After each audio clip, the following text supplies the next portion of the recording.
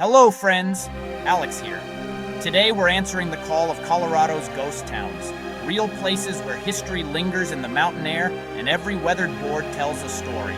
So if you're ready for a journey through time, hit that subscribe button and let's go find some ghosts. Our first stop is St. Elmo, one of Colorado's best preserved ghost towns. These buildings aren't just relics, they're living history, especially the general store, still open since the 1880s. Here you can grab a soda and feel the past beneath your feet. The whole town is an open-air museum, homes, a hotel, a dance hall, each with its own silent tale. St. Elmo invites you to step into the past, not just observe it. It's a favorite for a reason. The boom and bust cycle of the West is alive in every creek and shadow. Come see why this town refuses to fade away. Next, we find ourselves in Ashcroft, nestled in the stunning Castle Creek Valley. Once a bustling silver town, now only weathered log cabins remain, their silver-gray timbers blending with the landscape. Walking here feels like exploring a sculpture garden shaped by time. The restored saloon stands as a reminder of wild nights, while the quiet beauty of decay makes you reflect on what we leave behind. Ashcroft is a must for anyone who loves history and soul-stirring scenery. Welcome to Independence, perched over 10,900 feet on the Continental Divide. Gold fever built this town overnight, but brutal winters brought it down. Legend says starving miners dismantled their homes for skis and escaped during the infamous starvation winter. Now, only stone walls and collapsed roofs remain, silent witnesses to ambition and hardship. Walking these ruins, you feel the weight of survival against impossible odds. Independence is humbling, a stark reminder of nature's power. It's a place where history and landscape collide. If adventure is your thing, Animus Forks delivers. Getting here means bouncing along the Alpine Loop, but the reward is a whole town high in the San Juans. The Bailey House, with its elegant bay window, stands out among cabins and the remains of the Gold Prince Mill. Explore the jail, step inside preserved homes, and imagine the grit it took to build a life here. Animus Forks is a testament to the resilience of the pioneer spirit. It's a lost city waiting to be discovered.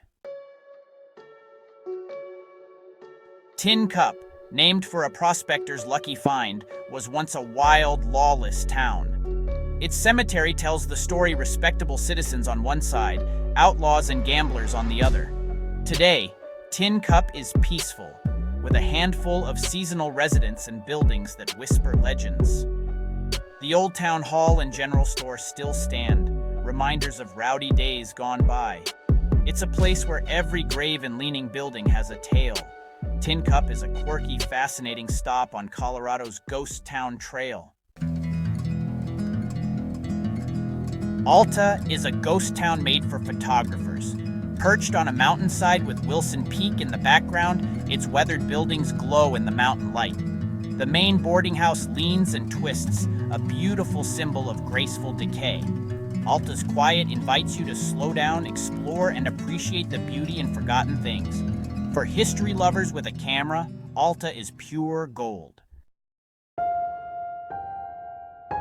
Vicksburg greets you with a street lined by towering cottonwoods, planted by miners over a century ago. The cabins here are some of Colorado's best preserved, many lovingly maintained by descendants. Some have become small museums filled with artifacts that bring the past to life. Vicksburg feels like a sleeping village, inviting you for a quiet stroll beneath its leafy canopy. It's a gentle ghost town, whispering stories of simpler times. Walk here and you'll feel the legacy of those who called it home. Bonanza is tucked away in a remote valley, off the main tourist trail. Once a booming silver district, it's now a mix of preserved buildings and ruins slowly returning to Earth. The landscape is rugged, dotted with old mine tailings and skeletal structures. There's a schoolhouse, a few cabins, and plenty of foundations. Perfect for those who love to imagine the past. Bonanza feels untouched, a secret waiting for true explorers. If you want to get off the beaten path, this is your spot. Carson sits nearly 12,000 feet up, accessible only by a rough four-wheel drive road. Its isolation has kept it remarkably preserved, cabins still filled with relics, as if the town was frozen in time. The sense of solitude is total. You speak in whispers here. Carson isn't for everyone, but for those who make the trek, it's an authentic glimpse into the past. The mountain scenery is spectacular, the silence profound. For the true adventurer, Carson is unforgettable. Gothic is a ghost town with a twist. Today, it's a world-renowned research site. In the 1920s, Dr. John C. Johnson founded the Rocky Mountain Biological Laboratory here. Now, historic cabins stand beside scientists studying high-altitude ecosystems. The old saloon is a dining hall, the blacksmith shop a library. Gothic blends mining history with scientific discovery, proving a ghost town can be reborn. It's a living example of the past meeting the future. Out on the high plains, Deerfield tells a different story. Founded in 1910 by Oliver Toussaint Jackson, it was a beacon of hope for African-American farmers. At its peak, Deerfield thrived on determination and community, not gold or silver. The Great Depression and Dust Bowl took their toll, but a few buildings remain as powerful monuments. Visiting Deerfield is a moving reminder of dreams, resilience, and a vital chapter in American history. It's a story that deserves to be remembered. Tincup, one word, has a dual personality. In summer, it's alive with ATVs, historic cabins, and outdoor adventure. The general store opens and the town buzzes with life. But when winter comes, Tincup returns to silence, its buildings blanketed in snow.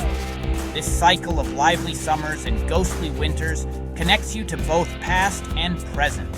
Tincup is a place where history and recreation meet. Ironton stands out for its deep red rust-stained buildings, colored by the iron-rich soil and water. Once a busy mining hub, now only a row of iconic structures remains, guarding the memory of the town. The landscape is stained with mineral runoff, both beautiful and haunting. Ironton is a visual reminder of the environmental impact of mining. Walking here, you sense the mystery and complexity of the land. It's a striking, unforgettable stop on the million-dollar highway. Capital City was born from grand ambition. George T. Lee dreamed it would be Colorado's capital. He built a smelter, a sawmill, and a brick governor's mansion, even offering a silver-paved street to lure the state. The silver crash ended the dream, leaving only ruins and the elegant shell of the mansion. Capital City is a testament to vision, delusion, and the wild dreams that built the West.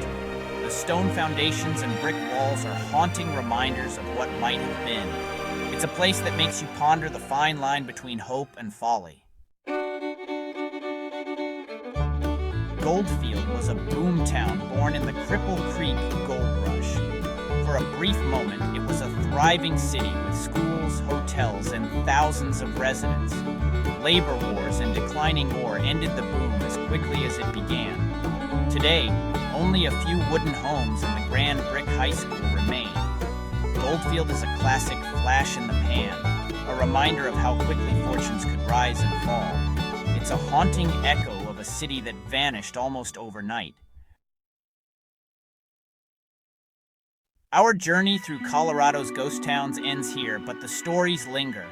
From St. Elmo's charm to Capital City's ambition, each town has its own soul. These places are fragile, explore respectfully, and help keep their spirit alive. Which town called to you? Share your favorite in the comments below. If you enjoyed this adventure, please subscribe for more journeys into history. Until next time, keep exploring. The ghosts are always friendly.